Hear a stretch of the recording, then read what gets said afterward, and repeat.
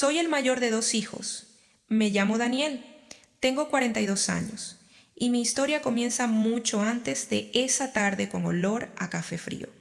Mi hermano Rodrigo llegó cuando yo tenía 7 años y desde el primer día fue diferente.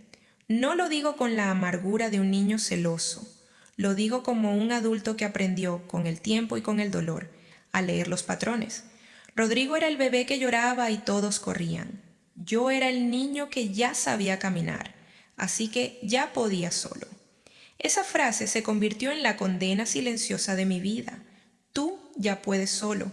5 palabras repetidas durante décadas, con el tono cariñoso de quien hace un cumplido, cuando en realidad te estaban asignando una vida entera de invisibilidad. Cuando tenía 12 años saqué las mejores calificaciones del salón. Mi madre dijo, muy bien, y volvió a ver la televisión. Cuando Rodrigo, 2 años después, pasó de año raspando, mi padre lo llevó a comer pizza y le compró una bicicleta nueva. Al fin lo logró, dijo, con los ojos húmedos de orgullo. Yo recordé esa noche con una claridad extraña. Estaba en mi cuarto haciendo la tarea. Escuché las risas cuando llegaron y continué resolviendo ecuaciones. Ya había aprendido a los 14 años que las celebraciones no eran para mí, que el esfuerzo cuando era mío simplemente era lo que se esperaba. La universidad fue el primer momento en que el desequilibrio dejó de ser emocional y se volvió financiero. Mis padres no tenían dinero para pagar mi carrera. Eso lo entendí y lo acepté. Trabajé medio tiempo desde los 17 años. Conseguí una beca parcial y me gradué de ingeniería civil en 5 años exactos sin pedirle un peso a nadie. Creí, con esa ingenuidad característica de los hijos ignorados que todavía esperan ser vistos, que ese logro finalmente haría que me miraran de otra manera. La semana de mi graduación, mi padre tuvo un accidente menor con el auto. No fue grave, pero todo el foco familiar giró en torno a él durante 10 días. Mi diploma llegó por correo. Mi madre lo puso en un cajón, no en la pared, en un cajón. 3 años después, Rodrigo anunció que quería estudiar administración de empresas. Y aquí comenzó la primera gran mentira de esta historia. Mis padres me llamaron juntos, sentados exactamente donde yo me sentaría años después para escuchar el anuncio de la herencia. Me dijeron que Rodrigo necesitaba una oportunidad, que ellos no podían pagar su carrera y que yo, que ya estaba establecido, podría ayudar a la familia. Solo los primeros 2 años, dijo mi madre. Después él mismo se sostiene. Hubo algo en el tono de mi madre esa noche que no supe descifrar. No era exactamente una petición, era una asignación, como si ya hubiera sido decidido antes de que yo llegara a esa sala. Dije que sí, no porque quisiera, sino porque decir no habría significado ser el hermano malo, el egoísta, y en ese entonces yo todavía cargaba demasiado con la necesidad de su aprobación. Todavía creía que si era suficientemente generoso, algo en la dinámica familiar cambiaría, que me verían. Pagué 4 años, no 2, 4. Rodrigo reprobó el primero. Lo repitió sin decírselo a nadie durante meses, y nadie me preguntó si podía sostener ese gasto adicional. Simplemente se asumió que lo haría. Trabajé horas extra, cancelé unas vacaciones planeadas con mi pareja de entonces y transferí el dinero puntualmente cada mes con la disciplina de alguien que sabe que si falla le caerá toda la culpa del mundo. Rodrigo se graduó, hubo fiesta, vinieron primos que yo no veía desde hacía años, mi madre lloró de emoción, mi padre dio un discurso sobre el esfuerzo de su hijo menor. Yo asistí, aplaudí y pagué la mitad del catering. Nadie mencionó que yo había financiado esa carrera, ni un agradecimiento público, ni una mención, ni una mirada que dijera sin ti esto no habría ocurrido. La contribución más grande de esa fiesta no existía porque yo la había hecho. Me casé con Sandra, tuvimos una hija, Valentina. Compré un departamento pequeño pero mío. Rodrigo, con su título que yo financié, rebotó entre empleos sin sostener ninguno y terminó colaborando en el negocio informal de un amigo como excusa para no tener horario fijo. Y aún así era alguien con iniciativa. Yo era el que tiene un trabajo estable, dicho siempre con ese tono que convierte un logro en algo gris y aburrido. Cuando mi padre tuvo el primer infarto, fui el primero en llegar al hospital. Pasé 3 noches en una silla de plástico en el corredor de urgencias, coordinando con los médicos, traduciendo los términos técnicos para mi madre, gestionando los trámites del seguro. Rodrigo llegó el segundo día con un ramo de flores. Estuvo 2 horas. Se fue porque tenía compromisos. Esa noche mi madre me agradeció en voz baja, como si fuera un secreto. No sé qué haríamos sin ti, Daniel. Al día siguiente, frente al resto de la familia, le contó a todos que Rodrigo había sido un apoyo incondicional durante toda la crisis. Eso me dolió de una manera difícil de describir. No fue la rabia inmediata y ardiente, fue algo más frío. Como cuando comprendes que el problema no es un malentendido, es el sistema en sí mismo, con reglas no escritas que te excluyen desde hace décadas y que nadie va a romper porque le convienen demasiado. El segundo infarto de mi padre llegó 2 años después. Misma historia exacta. Yo en el hospital desde el primer minuto, coordinando la rehabilitación, instalando las barras de apoyo en el baño, contratando la enfermera que los seguros no cubrían, Rodrigo visitando los domingos, siendo celebrado. Mi madre desarrolló artrosis severa. Yo organicé sus citas, la acompañé a las más importantes, pagué la silla de ruedas que el seguro rechazó y coordiné los ajustes del apartamento para que pudiera moverse con más seguridad. Un domingo, mientras ayudaba en la cocina, mi hija Valentina, que tenía 4 años, me jaló del pantalón y me preguntó con esa honestidad brutal que solo tienen los niños pequeños: «Papá, ¿por qué el abuelo y la abuela solo abrazan al tío Rodrigo?» Me quedé quieto.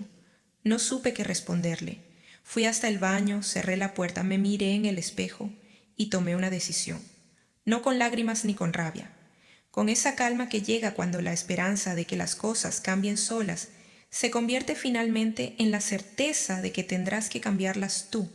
Valentina tenía 4 años y ya había notado lo que yo había tardado décadas en nombrar. Eso fue suficiente. El detonante real no fue la tarde del anuncio de la herencia. Fue 6 meses antes, en una conversación que mis padres nunca supieron que yo escuché. Había ido a visitarlos un jueves, sin avisar, porque la enfermera me había llamado preocupada por la presión arterial de mi padre. Tenía llave del apartamento, y al abrir la puerta escuché voces en la sala con un tono urgente, decidido, como si estuvieran terminando algo que ya llevaba tiempo discutiéndose. Me detuve en el corredor. Era Rodrigo, hablando del valor actual del apartamento en el mercado, de lo que implicaba legalmente hacer un traspaso de propiedad antes de un proceso de herencia formal. «El apartamento vale mucho ahora», decía. «Si lo ponemos a mi nombre mientras están bien, evitamos todo el proceso legal complicado después. Es más simple para todos». Mi madre respondió algo que no pude escuchar con claridad. «Él no lo necesita», dijo Rodrigo. Su voz era tranquila, razonada, como si fuera una obviedad. «Tiene su propio apartamento, tiene su sueldo, tiene su vida armada. Nosotros tenemos que pensar en mí, que todavía estoy construyendo». Construyendo, a los 34 años, con una carrera que yo financié. Salí en silencio, bajé las escaleras. Me senté en el último escalón del edificio y estuve ahí 10 minutos mirando el concreto del suelo. Sentí el frío de la piedra a través del pantalón. Y en algún punto, entre esa sensación y el ruido del tráfico, algo dentro de mí se reorganizó de manera permanente. No estaba destrozado, estaba listo. En ese escalón tomé la decisión más importante de mi vida adulta. No iba a explotar. No iba a confrontarlos esa noche con la rabia caliente que no conduce a ningún lugar real. No iba a suplicar ni a recordarles cada sacrificio como si tuviera que convencerlos de que merecía existir en la narrativa de esta familia.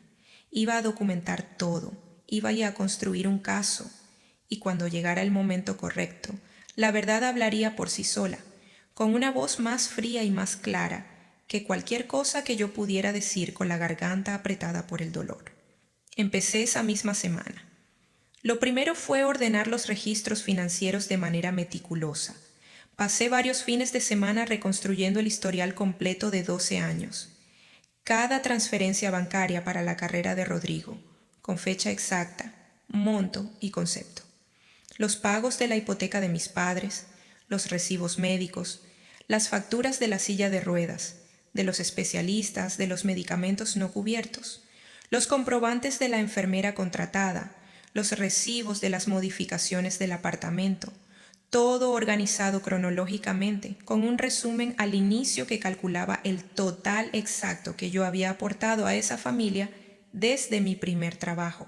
El número final me dejó inmóvil frente a la pantalla durante varios minutos. Era un número grande, un número que hacía visible de manera objetiva e irrefutable lo que durante años había sido invisible porque nadie se había molestado en sumarlo. Lo segundo fue hablar con un abogado, no con el amigo de la familia que todos conocían, con uno que yo elegí solo en otra parte de la ciudad, al que fui un día de semana normal. Le expliqué la situación con la frialdad de quien presenta un proyecto técnico y le pregunté qué opciones existían para reconocer aportes financieros entre familiares en un proceso sucesorio. Me explicó varias cosas que yo no sabía y salí de esa oficina con algo que vale más que la rabia: información. Porque la información, comprendí entonces, es la forma más elegante y más duradera del poder. Lo tercero fue más delicado. Hablé con mis tíos, solo con los que tenían memoria larga y conciencia activa. La hermana de mi madre, que más de una vez me había dicho en voz baja que veía lo que yo hacía y le parecía injusto, y el cuñado de mi padre, un hombre callado y directo que recordaba con precisión quién había estado en los hospitales y quién había llegado con flores 2 días después.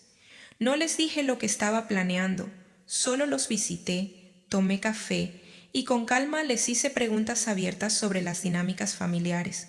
Ellos hablaron, y lo que dijeron confirmó que yo no había sido el único que vio lo que yo había visto, solo había sido el único que no lo había dicho en voz alta. Los meses que siguieron fueron extraños. Por fuera, yo seguía siendo el mismo Daniel de siempre. Visitaba a mis padres, llamaba los miércoles, llevaba las medicinas cuando las olvidaban. No di ninguna señal. Por dentro era otra persona, alguien que había tomado una decisión irreversible y que esperaba el momento adecuado con la paciencia de quien sabe que el tiempo juega a su favor. Hubo una noche en que mi madre, mientras veíamos televisión juntos, me tomó el brazo y me dijo que yo era su roca. Lo dijo con afecto genuino, y en silencio pensé: si soy tu roca, ¿por qué me estás descartando? No lo dije, sonreí, y tomé nota mental de esa contradicción. Fue durante ese periodo cuando hice la llamada que completó el rompecabezas.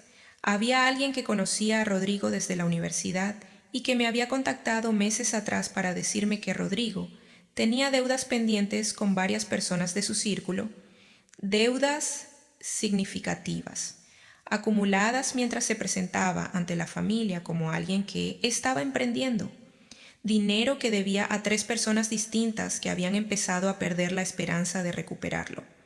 Ese dato, junto con todo lo demás, era la última pieza. El rompecabezas estaba completo. Solo faltaba el momento. Y ese momento llegó un martes ordinario, con olor a café recalentado y al perfume de mi cuñada, cuando mi padre anunció con voz solemne que todo quedaría a nombre de Rodrigo. Asentí esa tarde. Dije: entiendo, con una voz completamente tranquila. Vi cómo Rodrigo trataba de no sonreír demasiado. Vi cómo mi madre seguía mirando sus manos. Vi cómo mi padre esperaba alguna reacción explosiva. No le di ninguna. Me levanté. Abracé a mi madre. Le di la mano a mi padre. Asentí en dirección a Rodrigo y me fui. En el ascensor saqué el teléfono y le envié un mensaje a mi abogado. 3 palabras esta semana. Procedemos. La primera fase fue la carta legal. Mi abogado envió una comunicación formal a mis padres, firmada y certificada, que llegó 3 días después. No era una amenaza vacía. Era un documento de 23 páginas que detallaba con fechas exactas montos verificables y respaldo documental bancario. Cada aporte financiero que yo había realizado en beneficio de esa familia durante 12 años, la hipoteca del apartamento, la carrera universitaria de Rodrigo, los gastos médicos no cubiertos, los servicios de enfermería, las modificaciones del apartamento, el equipamiento médico. El total estaba en la última página, solo el número, en negrita, sin comentario adicional. Mi padre llamó al día siguiente, estaba furioso. Dijo que yo estaba destruyendo a la familia, que era un ingrato. Esperé a que terminara y respondí con la calma de alguien que lleva 2 años preparándose para esta conversación exacta. Papá, no soy yo quien tomó decisiones que ignoraban 12 años de contribuciones documentadas. Yo solo estoy nombrando lo que ya existía. Si quieren hablar, estoy disponible. Si no, el proceso continúa. Colgó. Rodrigo me envió un mensaje esa misma noche.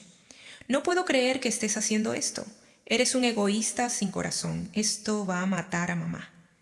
Le respondí con una sola cosa, una captura de pantalla del primer comprobante de transferencia bancaria para el pago de su primer año universitario, fecha, monto, concepto, sin una sola palabra de acompañamiento. No respondió. La segunda fase fue la reunión familiar. Propuse a través del abogado una reunión con la familia extendida presente, mis padres, Rodrigo, mis tíos y 2 testigos neutrales. El objetivo declarado era llegar a un acuerdo antes de iniciar cualquier proceso formal.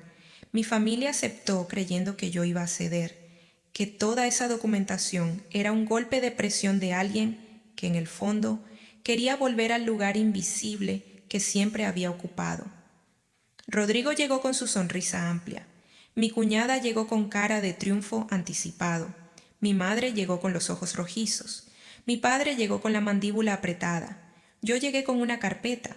Me senté en la cabecera de la mesa, algo que nunca había hecho en ninguna reunión familiar en 42 años de vida. Comencé hablando del amor genuino que le tengo a mis padres, que nada de lo que iba a suceder esa tarde cambia de manera fundamental. Hablé despacio, con respeto, sin levantar la voz, con esa calma que desconcertó a todos porque habían llegado preparados para una confrontación emocional, y lo que encontraron fue algo completamente distinto. Luego abrí la carpeta.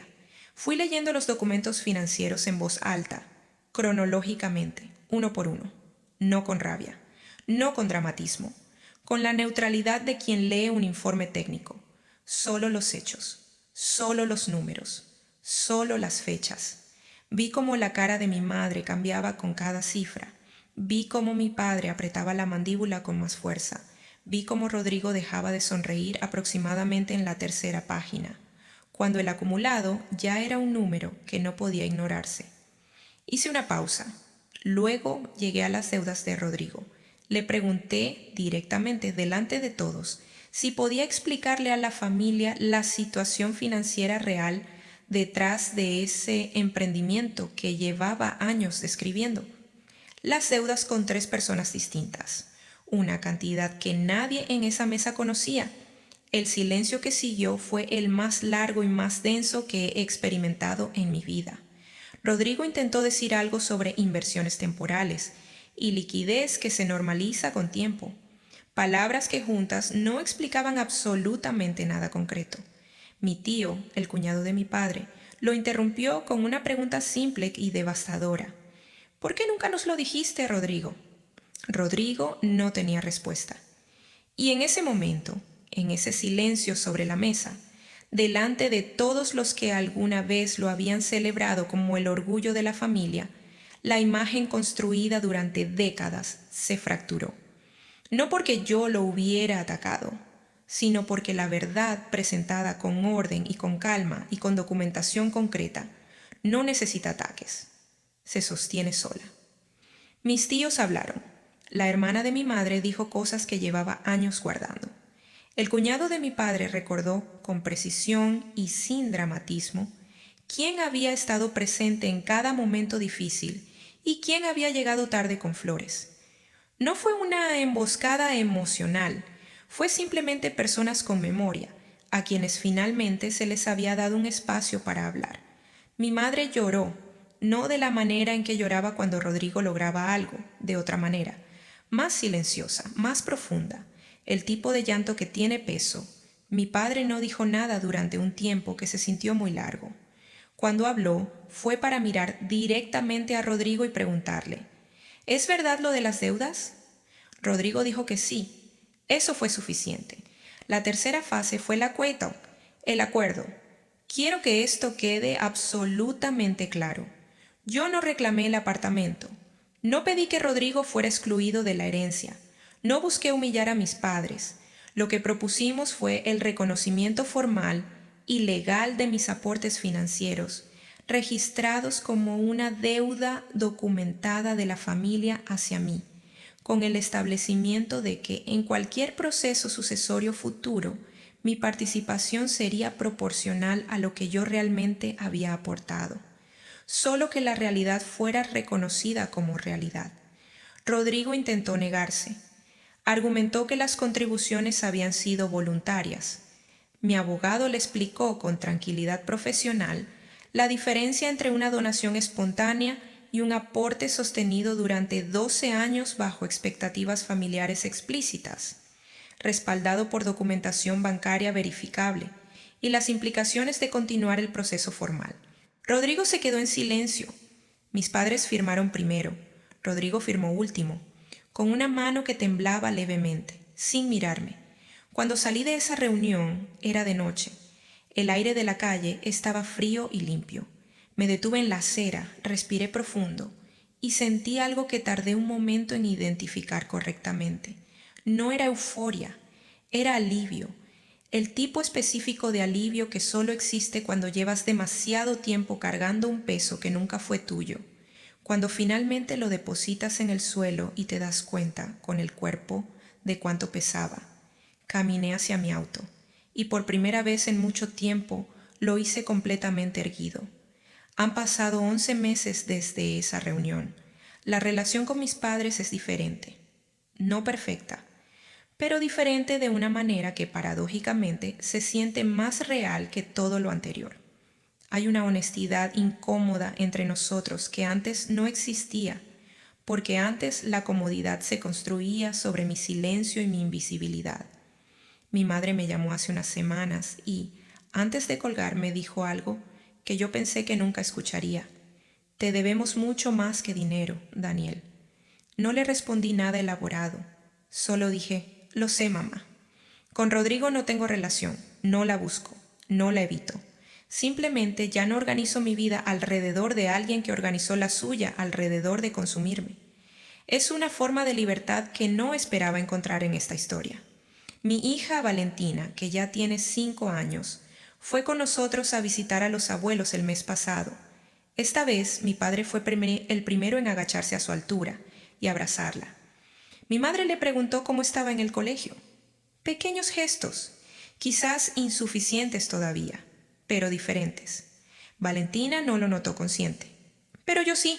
Lo que aprendí y lo único que quiero dejar aquí antes de terminar es esto: ser el hijo invisible en una familia no significa que seas el débil.